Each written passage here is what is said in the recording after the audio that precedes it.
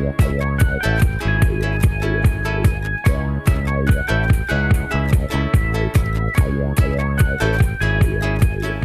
Edie Lush, and I'm here at the Hub Culture Pavilion in Paris at COP21. Really pleased to be joined by Stephan Ouaknine. Thanks very much for coming along. Thank you, Edie. Managing partner at Inerjys. Now tell me first of all why the investing you do is a little bit different. We were trying to solve the problem of great innovations that reduce the cost of clean energy substantially, not being commercialized. That was the problem we were trying to solve. So the way that we create a bridge of commercialization is by being an investor, a lead investor, in the products companies who make those innovations, but then in the projects that would use those products. So we really, in a very tangible way, affect the purchase of the products, therefore giving those companies the references that they need to scale on their own and hopefully increase the adoption of clean energy from 6%, which is where it is right now in the global market, to hopefully 20 and 50 and 80%. So tell me about some of the projects that you're working on. I know you're working on some tidal projects. We are. So tidal is a great example. General Electric has said that tidal is going to rival, in terms of market size, wind and solar. There's a lot of resource in the world, tides that go in and out. We call it Hydro 2.0. So first we found a company with a very innovative tidal turbine technology that brings down the CapEx and the OpEx, the costs substantially due to their designs. But before we invested in the company, we wanted to make sure that there was that commercialization. So we were the lead investor in what is today the largest tidal project in the world in the Bay of Fundy in Nova Scotia. So that's under construction. And there are many, many projects to come now in our pipeline after that one. So once we took care of the project, then we go into the tech company itself. And that's a very tangible example of how we invest in the entire supply chain to push it forward. Tell me about what you're doing in wind as well. So I really believe that wind is an industry, big wind in particular, that needs disruption, right? The way that we saw disruption in telecom, for example. And so large wind turbines are way too expensive.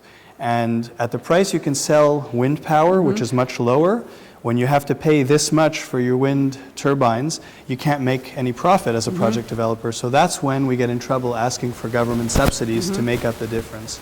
Governments can't afford subsidies. So we need industries to be self-reliant, which means we need to bring innovations to lower the cost.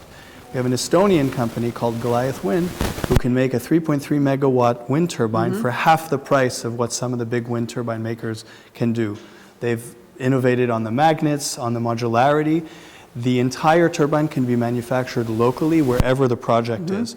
So now we're building projects in India and soon in Turkey. How big are they? How big are the wind turbines? So they are 3.3 megawatt wind turbines, which is on the larger size of what wind turbines are. So the wingspan, for example, or the diameter of the blades is about the size of an A380 wingspan. Okay. So big, really, really big. And yeah, again, they cost half the price. They're very efficient and super modular. When you can manufacture a wind turbine, for example, in India, locally 100%, you benefit from all kinds of government assistance. So we don't want to rely on subsidies, but certainly we'll take money if it's available. And it's a great solution. Well, I want to hear about solar, and I'm particularly interested in your work in Africa and in smaller projects. So solar is an interesting industry. We know that solar panel prices have come down, but the entire ecosystem is still reliant on government subsidies, on feed-in tariffs. Take away the feed-in tariff, and a business model like Solar City, for example, in the US, doesn't really stand on its own 2 feet. They might not like to hear me say that, but it's true. Take away the feed-in tariffs and you have a problem. So we've invested in a chipset company which does for solar panels what Intel Pentium chips do for computers.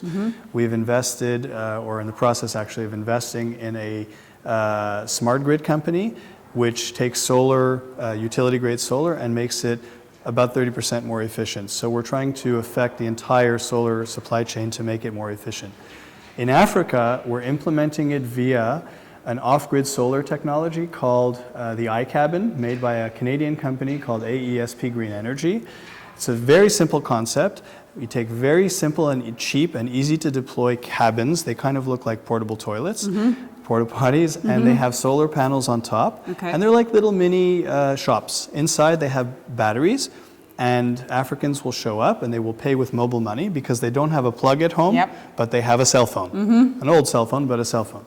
They pay, they take home a battery that's been solar charged, along with some accessories like lighting. They get to throw away their kerosene lamps.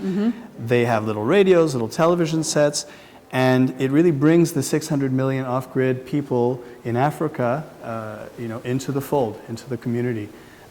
As well as the 250 million in India and in South Asia. So there are a lot of off-grid people that are going to benefit from this solution. Pure example of impact investing where you can do social good for profit, which scales more. Stephan, thank you very much for stopping by the Hub Culture Pavilion here in Paris, and I'm Edie Lush.